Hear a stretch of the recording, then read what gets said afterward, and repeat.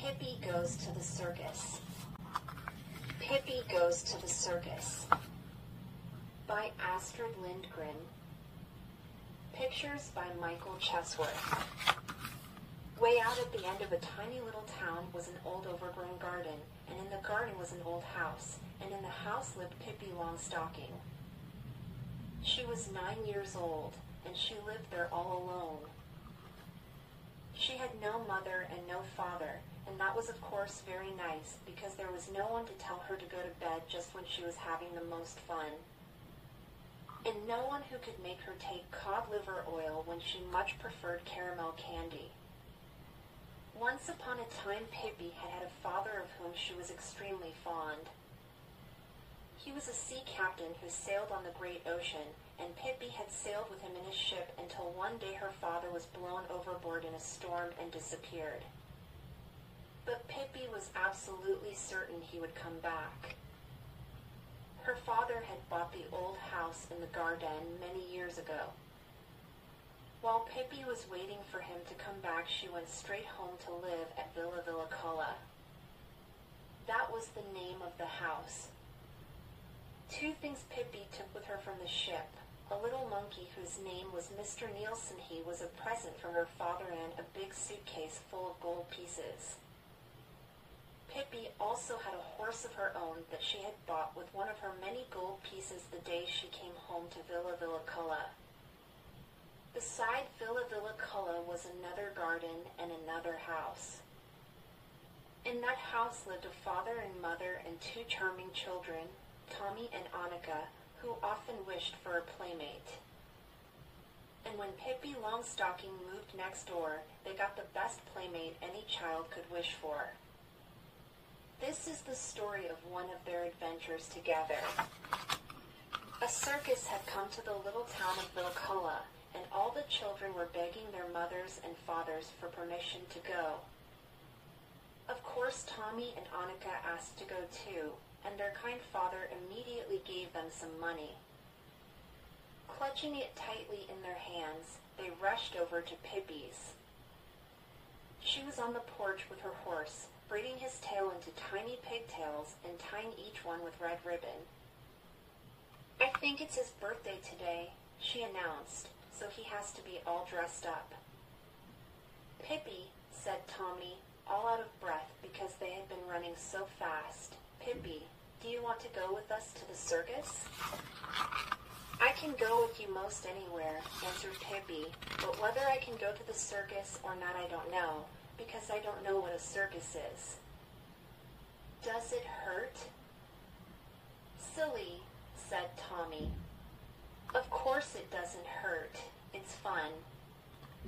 Horses and clowns and pretty ladies that walk the tightrope." "But it costs money," said Annika, opening her small fist to see if the shiny $50 and the quarters were still there. "I'm rich as a troll," said Pippi, "so I guess I can buy a circus all right. But it'll be crowded here if I have more horses. The clowns and the pretty ladies I could keep in the laundry, but it's harder to know what to do with the horses." "Oh, don't be so silly," said Tommy. "You don't buy a circus." "It costs money to go and look at it see." "Preserve us," cried Pippi and shut her eyes tight all wide. "It costs money to look. And here I go around goggling all day long. Goodness knows how much money I've goggled up already." Then, little by little, she opened one eye very carefully, and it rolled round and round in her head. "Cost what it may," she said, "I must take a look." At last Tommy and Annika managed to explain to Pippi what a circus really was, and off they all went. There were crowds of people outside the circus tent and a long line at the ticket window. But at last it was Pippi's turn. She stuck her head through the window and stared at the dear old lady sitting there.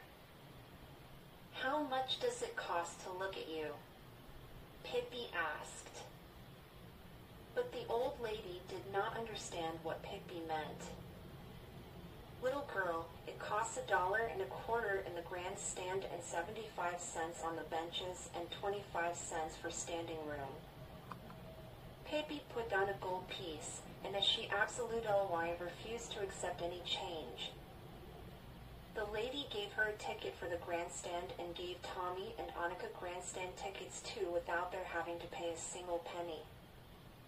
In that way, Pippi, Tommy, and Annika came to sit on some beautiful red chairs right next to the ring.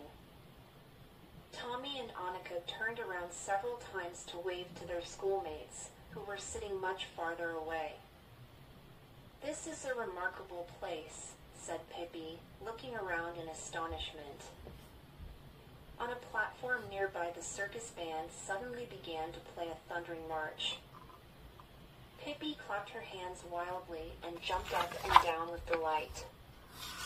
"Does it cost money to hear too?" she asked. "Or can you do that for nothing?" At that moment, the curtain in front of the performer's entrance was drawn aside, and the ringmaster in a black frock coat, with a whip in his hand, came running in, followed by 10 white horses with red plumes on their heads.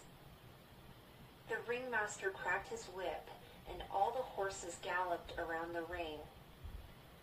Then he cracked it again, and all the horses stood still with their front feet up on the railing around the ring. One of them had stopped directly in front of the children. Annika didn't like to have a horse so near her and drew back in her chair as far as she could, but Pippi leaned forward and took the horse's right foot in her hands. "Hello, there," she said. "My horse sent you his best wishes. It's his birthday today, too, but he has bows on his tail instead of on his head." Luckily, she dropped the foot before the ringmaster cracked his whip again, because then all the horses jumped away from the railing and began touring around the ring.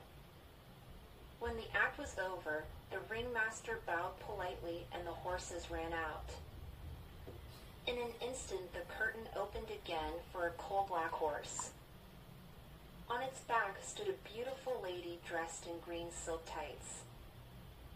The program said her name was Miss Carmencita. The horse trotted around in the sawdust, and Miss Carmencita stood calmly on his back and smiled. But then something happened. Just as the horse passed Pippi's seat, something came swishing through the air, and it was none other than Pippi herself. And there she stood on the horse's back, behind Miss Carmencita. At first, Miss Carmencita was so astonished that she nearly fell off the horse. Then she got mad. She began to strike out with her hands behind her back to make Pippi jump off. But that didn't work. "Take it easy," said Pippi. "Do you think you're the only one who can have any fun? Other people have paid too, haven't they?" Then Miss Carmencita tried to jump off herself, but that didn't work either, because Pippi was holding her tightly around the waist. At that, the audience couldn't help laughing. They thought it was funny to see the lovely Miss Carmencita held against her will by a little red-headed youngster who stood there on the horse's back in her enormous shoes and looked as if she had never done anything except perform in a circus. But the ringmaster didn't laugh. He turned toward an attendant in a red uniform and made a sign to him to go and stop the horse. "Is this act already over?" asked Pippi in a disappointed tone, just when we were having so much fun. "Horrible child," hissed the ringmaster between his teeth. "Get out of here!" Pippi looked at him sadly. "Why are you mad at me?" she asked.